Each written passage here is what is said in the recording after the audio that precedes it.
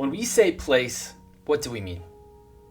One of the most poetic ways I've heard it described is that moment when you're returning from a trip and you get that first feeling that you're home. Maybe you're driving down into the valley where your small town is situated. Maybe you're coming from the airport and the subway just arrived at your stop. Maybe you've been out on a long hunt and you see a particular species of tree that is common in your home range. So now I turn to you. What do you think of when you think of place? This is a central question in the movement that I've committed myself to. I've been exploring this with people for years now, and responses have varied so greatly that one thing has become clear. We have really lost track of it. With our dominant cultural worldview that focuses on ever larger scales, economies that are blind to place, and urban sprawl that homogenizes and erases, place has become a vague concept for many. Even for those compelled to look for it, they may be able to imagine it, but they find it difficult to see and experience in their everyday lives. And yet, if we circle back to that example of the feeling of our place when returning from a trip, it's clear that we still hold an innate sense of it. It's also fascinating and at times frustrating because place is right in front of us. We're in it, but where has it gone? So turning again back to you, what is one sensory experience that always brings you home? Maybe it's the sound of crickets or cicadas on a hot summer evening. Maybe it's the sound of cracking ice beneath your feet when you're walking around in the winter and you discover a small frozen puddle. Maybe it's church bells that ring a few blocks away at the top of the hour on a Sunday morning. For me, I think of a very specific experience that has filled me with awe and emotion since I was a kid. Colorado, where I'm from, isn't particularly known for being green, but it is known for being red. But every year there is a time and place where the spring flush of new green leaves looks especially vibrant amongst our awe-inspiring red rocks. Frankly, it's pretty dreamy. These emotionally charged moments of sensing home are echoes and innate impulses to love and belong to place. Our hearts, minds, and souls long for it. I think of a friend of mine in Victoria, British Columbia. Since we met, she's shown a deep curiosity about the world, but also a profound existential angst for it. Her longing to connect to place has always been clear, to do something meaningful locally in the face of global crises. Last summer, I visited her and she gave me a tour of a local creek she and a group are advocating for, and she was full of energy as we visited its source waters in a Cascadian forest.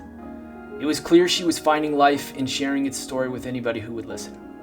She was weaving herself into her place, and it was inspiring to see. Our human meaning systems evolved with us as participants in the story of place.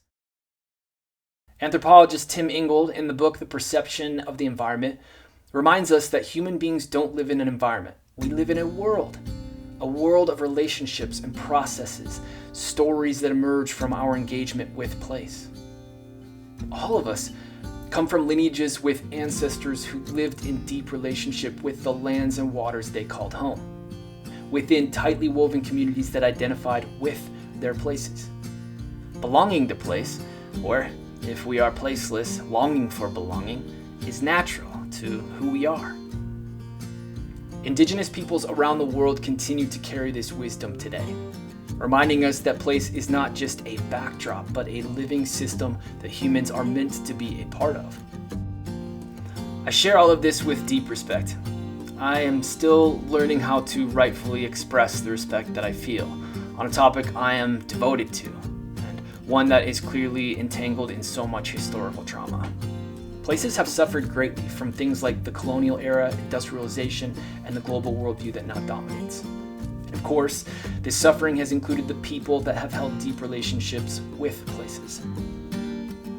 What I'm offering is my best attempt to explore and share from the heart and from a deeply felt intuition. Personally, I feel a deep longing to belong to a place. I feel so much of my life's struggle and suffering have been due to my grasping in the dark for it, without really knowing until the last few years what I was grasping for. I know that I'm not alone. Many feel this. And so much suffering happening in the world today, to the planet as a whole, would find profound healing as people heal back into their places. This is clearly a movement that is growing. So how do we heal these longed for threads of belonging? How do we reconnect ourselves once again to place? An essential part is to honor Indigenous peoples throughout time and those who continue to live in relationship with place. This includes the ancestors each of us has and their stories of place that have fragments that have remained intact. Through honoring place-rooted cultures, we learn so much about this complex story. Maybe you can tell that I have European ancestry. So, looking at those ancestors, for example, we know that many communities across Europe practiced communal forest management, gathering mushrooms, firewood, herbs with deep understanding and care for living systems. Karl Polanyi, in The Great Transformation, highlights the traditional rights to gather from forests before the rise of market commodification. For countless generations, villagers would head off into the forest in search of foods and medicines with a deep understanding of what they could rightfully harvest, as well as a deep understanding of the care for the woods that was required in return. They knew the health of the forest and the health of the community were one and the same. This evolved system of stewardship is a small lens into what their sense of place and relationship to it was like. In the book Sand Talk, Tyson Yunkaporta shares the story of the Martu people of Australia, whose practice of mosaic burning or fire stick farming creates rich habitat diversity and protects native life across their home country. This practice demonstrates a deep relationship with place, one of living pattern recognition, listening and observation, participation, and responsibility. An example of ways humans today act as custodians in the web of life and relate deeply with place. If we allow ourselves to imagine on the timescale of many generations, how might we envision our species returning to a loving relationship with place, an embedded participation with living systems we are called to care for and belong to? Let's look at place in a bit more detail to bring clarity to that vision of possibility. So, what is place? Place is a living, flowing system, or a system of systems, or a circle of circles, to quote the Oglala Lakota medicine man Black Elk. The character and stories of our place are defined by things like the soil beneath our feet, pollinators that are buzzing around, or other insects moving organic material here and there, by the animals that call place their home habitat, or those who are just passing through, by the trees that enliven the air we breathe, by the cycles and flows of carbon and water and atmosphere. Place is also defined by all that has accumulated over time by the human hand.